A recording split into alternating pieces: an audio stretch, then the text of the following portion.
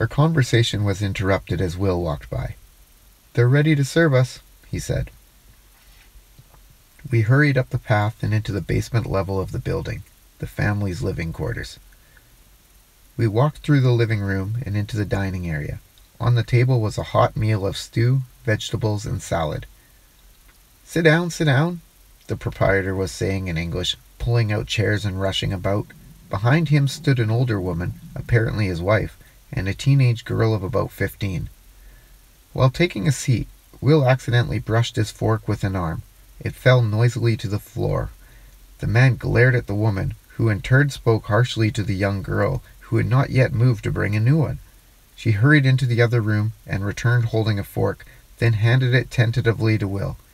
Her back was stooped and her hands shook slightly. My eyes met Renault's from across the table. "Enjoy the food," the man said, handing me one of the dishes. For most of the meal, Renault and Will talked casually about academic life, the challenges of teaching and publishing. The proprietor had left the room, but the woman just stood inside the door. As the woman and her daughter began serving individual dishes of pie, the young girl's elbow hit my water glass, spilling the water on the table in front of me. The older woman rushed over in a rage, shouting at the girl in Spanish and pushing her out of the way. "I am very sorry," the woman said, wiping up the water. "The girl is so clumsy." The young girl exploded, flinging the remaining pie at the woman, missing and splattering pie and broken china across the middle of the table, just as the proprietor returned. The old man shouted, and the girl ran from the room. "I'm sorry," he said, hurrying to the table. "It's no problem," I replied. "Don't be so hard on the girl." Will was on his feet, figuring the bill, and we quickly left. Renault had been quiet, but as we walked through the door and down the steps, he spoke. "Did you see that girl?" he asked, looking at me. "She is a classic example of psychological violence. This is what the human need to control others leads to when you take it to the extreme. The old man and woman are dominating the woman totally. Did you see how nervous and stooped she was?" "Yes, but it appears she's about fed up," I said. "Exactly. Her parents have never let up. And from her point of view, she has no reason but to lash out violently. It's the only way she can gain some control for herself. Unfortunately, when she grows up, because of this early trauma, she will think she has to seize control and dominate others with the same intensity. This characteristic will be deeply ingrained and will make her just as dominating as her parents are now, especially when she is around people who are vulnerable, such as children. In fact, this same trauma has no doubt happened to her parents before her. They have to dominate now because of the way their parents dominated them. That's the means through which psychological violence is passed down from one generation to another." Renault stopped suddenly. "I need to go get my sleeping bag out of the truck. I'll be down in a second." I nodded, and Will and I continued toward the campsite. "You and Renault have been talking a lot," Will remarked. "Yes, we have." "Actually, Renault has been doing most of the talking. You listen and answer direct questions, but you don't offer much." "I'm interested in what he has to say," I said defensively. Will ignored my tone. "Did you see the energy moving between the members of that family? The man and woman were sucking the child's energy into themselves until she was almost dead." "I forgot to watch the energy flow." "Well, don't you think Renault would like to see it? What do you make of running into him in the first place?" "I don't know." "Don't you think it has some meaning? We're driving down the road and you see someone who reminds you of an old friend, and when we meet him, he happens to be looking for the manuscript? Doesn't that seem beyond coincidence?" "Yes." "Perhaps you met so that you could receive some information that will extend your journey here. And doesn't it follow that perhaps you have some information for him as well?" "Yes, I guess so." "What do you think I should tell him?" Will looked at me with his characteristic warmth. "The truth," he said. Before I could say anything else, Renault came bounding down the path towards us.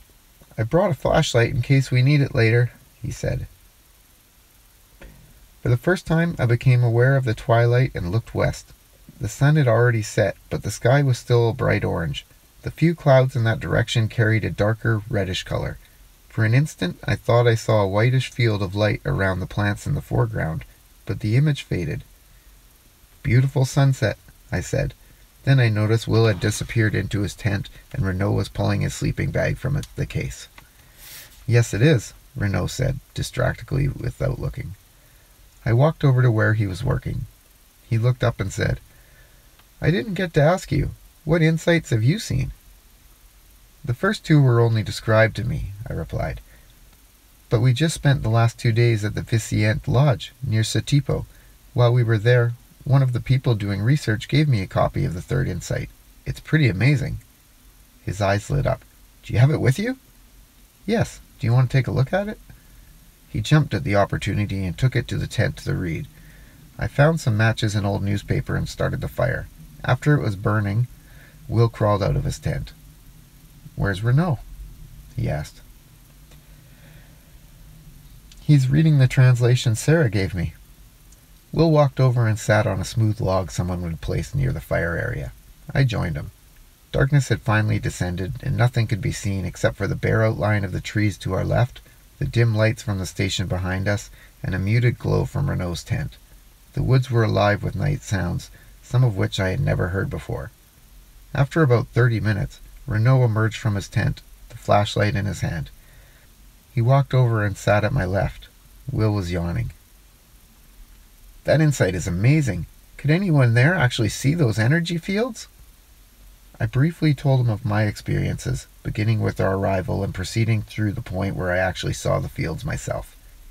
He was silent for a minute. Then he asked, They were actually doing experiments where they projected their own energy onto plants and affected the plants' growth? It affected their nutritional potency too. But the main insight is broader than that, he commented, almost to himself.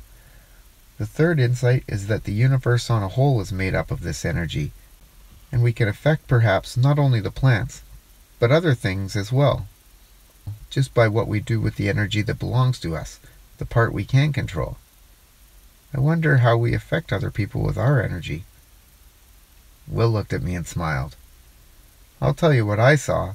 I witnessed an argument between two people, and their energies were doing really strange things.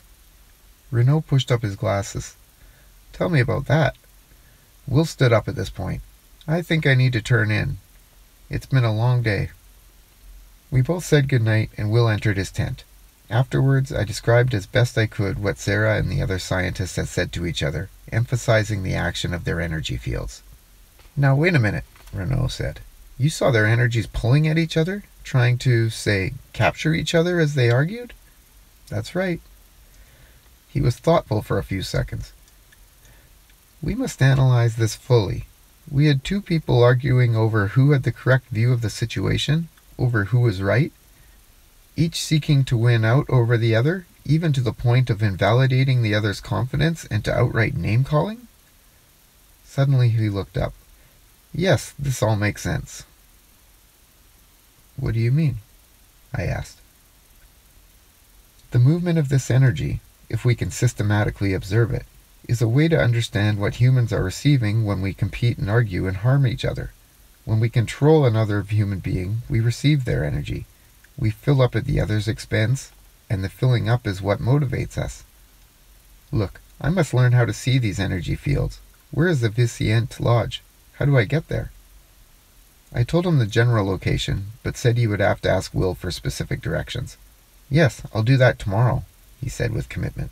For now, I should get some sleep. I want to leave as early as possible. He said goodnight, then disappeared into his tent, leaving me alone with the crackling fire and the night sounds.